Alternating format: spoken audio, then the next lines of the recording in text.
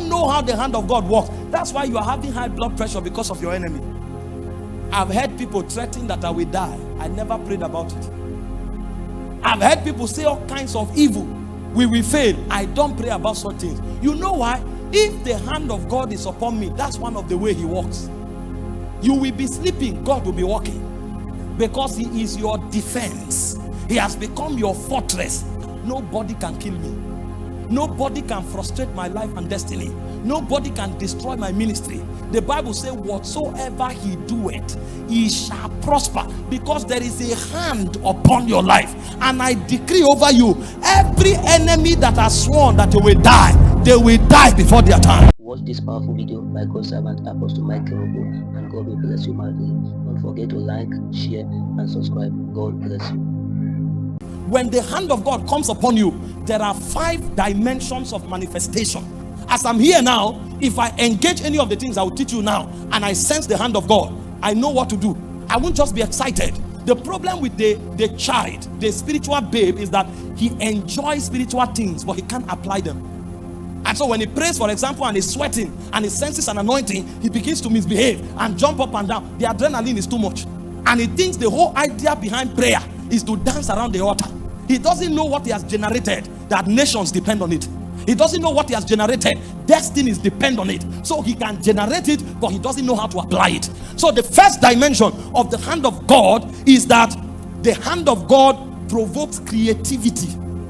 Anywhere the hand of God manifests, creation becomes possible. Psalm 95 verse 5. See the way the Bible puts it.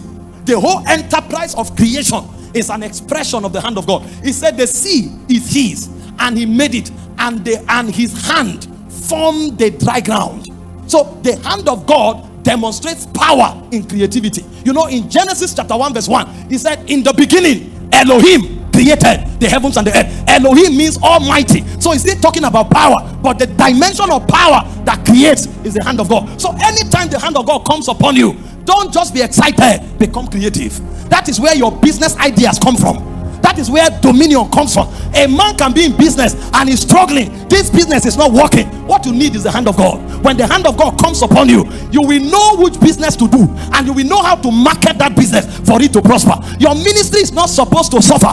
There is a creative dimension that the hand of God brings upon you, that you will know what step to take part time in order to be ahead of your generation. This is the secret of men who get ahead of their generation. When the hand of God comes upon them, they begin to think at the frequency of God. You know what the Bible said? 1 Corinthians 2 from verse 12. They said, we have not received the spirit of this world.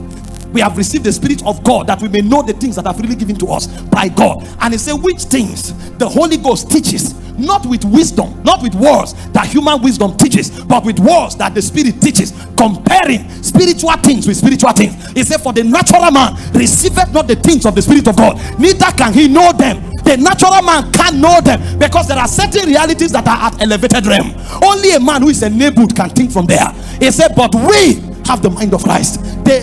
Every time the hand of God comes upon you, you begin to function at the frequency of Christ. And you know what the Bible said about Jesus? He said himself knew what he should do. He was never stranded. Himself knew what to do.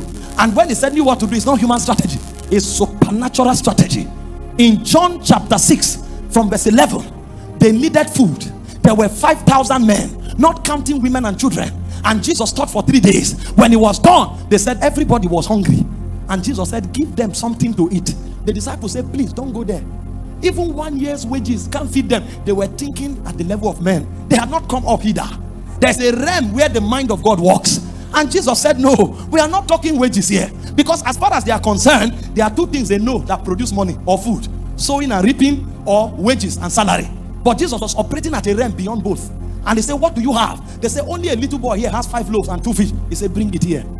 No, we are talking 5,000 men. If we count women and children, we'll be 20,000. Because anywhere you have 5,000 men, you are most likely to have 10,000 women. And anywhere you have 10,000 women, you are most likely to have 15,000 children. So what we are talking about here is over 20,000 people. 5 loaves and 2 fish. What are you going to do with it? There is a creative dimension in God. And when he collected it, he went back to Zion.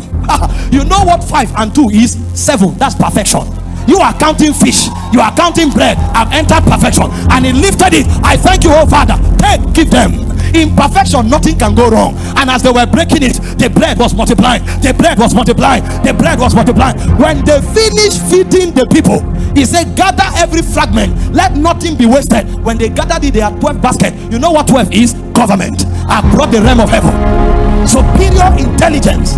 I move from perfection into divine government. So what you need to feed this man, when you can't sow and reap, when you can't have salaries, bring government, bring heaven. That level of intelligence, only Jesus knows it. So when the hand of God comes upon you, you can think like God. You can think at his frequency. Jesus went to pray, and the Bible said at the third watch, every boat was gone. He needed to move, and he told the water something. Romans 8:19, the earnest expectation of creation waited for the manifestation of the sons of God. And sons of God are the deliverance of nature. Now I deliver you from bondage. Do what you can do. And the water said, I can carry men. And Jesus began to walk on the water, and began to walk on the water, and overtook those who were in the boat. And they saw him. He's a ghost. He said, no, it's I. I'm operating by the hand of God. I'm operating at a wisdom that you cannot study in Harvard. I'm operating at a wisdom that you cannot study in Oxford. See, there is a realm. There's a realm where the code of creation is kept. If you enter that realm, your business can fail. If you enter that realm, your marriage can fail. If you enter that realm, your ministry can fail. We are 2 years, 2 years. We are 2 years. We are all over the world. It takes a wisdom, and it's the hand of God. It's not because we have strategists, but he tells us what to do, and when we do it, it outstands our generation. It's the hand of God. You are not defeated. You don't just know how to mobilize the hand of God. See, as you leave this conference, the hand of God will come upon you. You will know what your teachers don't know. He said you shall know better than even your teachers. And when you are in the wrong direction, he said you will hear a voice behind you telling you that is not the way to go. It's the technology of the hand of God, the creative powers of Elohim. That's when you can make things out of nothing. They look at your life, they say, can anything good come out of Nazareth? Give it time, you will be shocked. They look at you, they say, no, you are 80, your life is gone. That's when you will tell them that what somebody does in 40 years can also be done in 1 year. It's all a function of wisdom and creativity. The hand of God sponsors supernatural creativity. When the hand of God came upon Moses, Moses will stretch his rod in a direction, and the whole Nile will turn to blood. What knowledge is that? All of those knowledge are secrets in God, kept for our glory. He said these things are hidden for your glory. 1 Corinthians 2:6-8. These things are hidden. The second dimension of the hand of God is supernatural speed. 1 Kings 18:46. And the hand of God was upon Elijah, and he outran the chariots of Ahab, even unto Jezreel.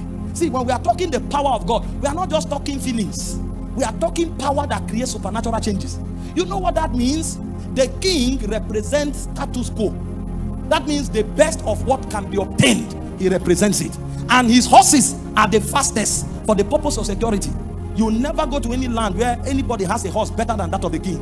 But when the hand of God came upon Elijah, he outran the king and his chariots. That means if the hand of God comes upon your life, you will defy status quo. They told you civil servants can be wealthy, and then you now enter a frequency of speed. You receive salary for 2 years, and you invest it in a business, and that business brings billions. And they ask you, how did you do it? It's supernatural speed. They told you this ministry you are going into, until you are 15 years you won't succeed. You are 1 year, and you start doing what those who are 20 in it can do. It is speed. Listen, don't grade your life based on other people's experiences. Their experience is based on how much of God they know and how much of God they apply. Thank God for them. Learn from them. Don't despise them. Learn from them. But don't limit your destiny. Don't peg your destiny at another person's experience. Yes, it may take somebody else 20 years. Nobody says it won't take me 6 months. If the hand of God comes upon you, you can outrun the chariots of Ahab. He can outrun. See, so when God comes upon your life, one focus you must have is speed. And this is why you cannot carry unnecessary weight. They tell you somebody spoke about you, ignore them. Oh, they are gossiping somebody here, leave them alone. They are besetting sin, they are weight. When you are moving on high speed, you don't need weight. Go and look at the athletes. They wear very tight wears because weight is not a friend of one who moves at high speed. So you can't carry weight. They are gossiping people, leave them. They are backbiting people, leave them. They are attacking you, leave them. Be focused. speed requires focus so that you don't take a wrong direction. Because if you're in the wrong direction, speed is not an advantage. So you will need focus in order to stay in the right direction and to maximize the hand of God. That's why some of us who are on very high frequency, we are careful of our association.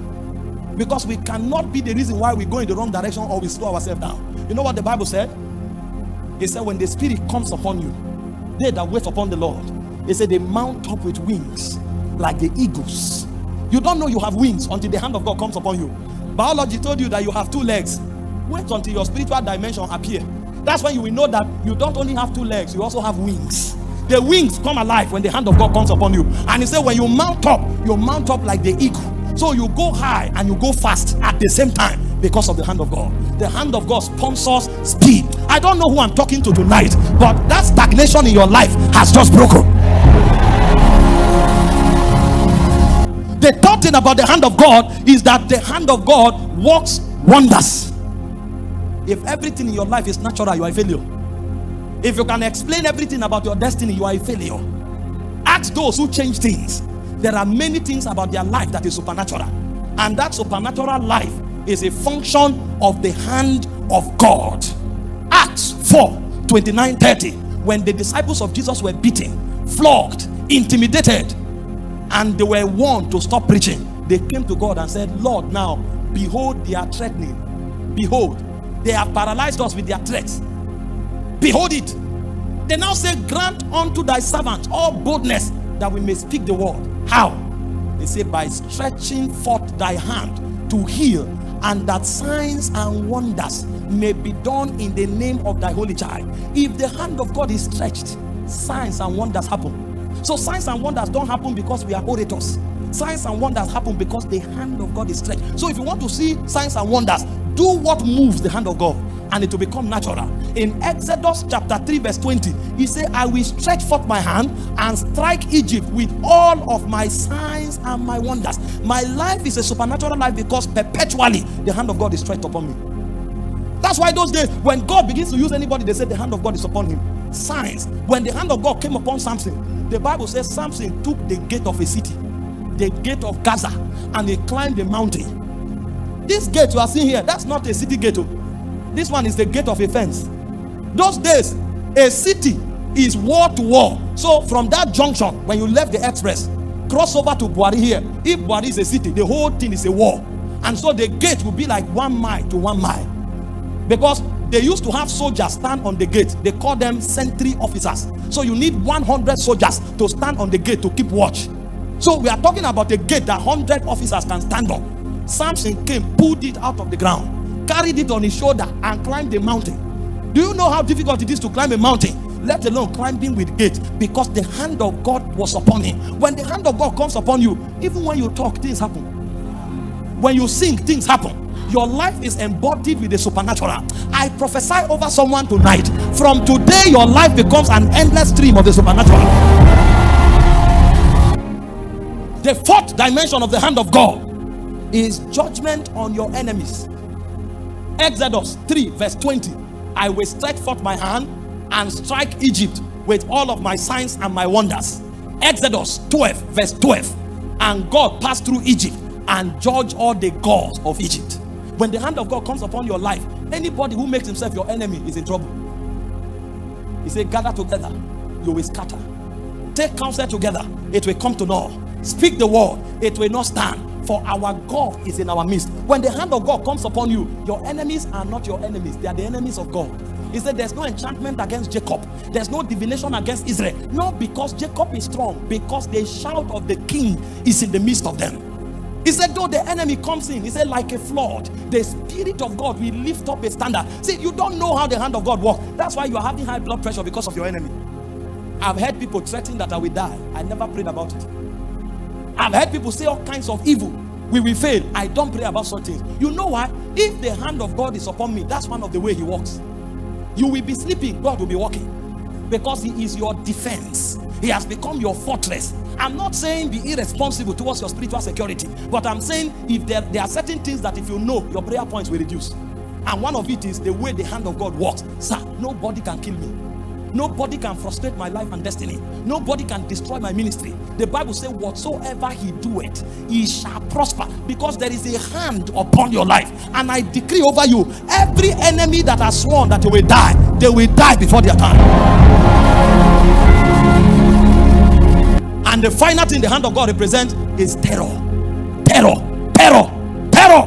Hebrews 10:31. Terror. When the hand of God manifests, your enemies are paralyzed. It is a fearful thing to fall into the hands of the living God. It's a fearful thing. Deuteronomy 2 from verse 24 to 25. It says, rise ye up, take up thy journey, go beyond the river Arnon. Behold, I have given unto you Sihon the Amorite, king of Heshbon. Begin to contend with him in battle and possess the land. Why? He said, I have put my terror upon you. Your enemies are paralyzed before you show up. That's why even those gossiping you, when you pass, they begin to confess. Because there is something the hand of God does to you. And David knew this. He said, though I walk through the valley of the shadow of death, I fear no evil, for thou art with me. For thou anointest my head with oil, my cup runneth over. He said, in the midst of my enemies, I can prosper. See, you don't only prosper where your friends gather. When the hand of God is upon your life, your enemies can surround you. You will still prosper because of what is happening to you. I make bold to tell you tonight that everybody that ganged up against you, from tonight there'll be confusion in their camp. Christianity is not motivation. They say we have not believed cunningly devised fables. When we spoke to you about the coming king, he said we were eyewitnesses of these things. Even when the excelling glory was given to him, he said, but we have a more sure word of prophecy. What is the more sure word of prophecy? Not one jot or tittle of the word prevail. It is written, heaven and earth can pass away, not one jot. So these things written here, you can bank your life on it. You will not die. You will not fail. Don't let the devil deceive you. The hand of God on your life is terror in the camp of your enemy. Did you not read about Gideon? Gideon was afraid. Oh, look at me, I'm from the least tribe. Even among the tribe, I'm from the least family.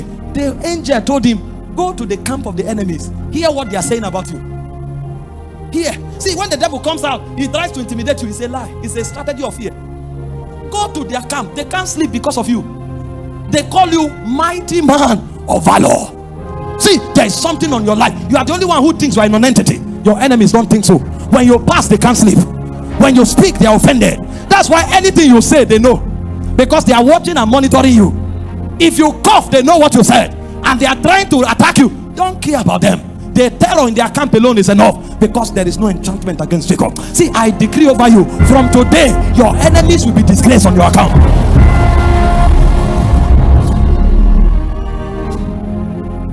But you need the hand of God. We want to appreciate you. Thank you for watching this powerful video by God's servant Apostle Michael Orokpo. We are happy that you have watched. In case you have not subscribed, don't forget to do so. Like, share, and subscribe. God bless you.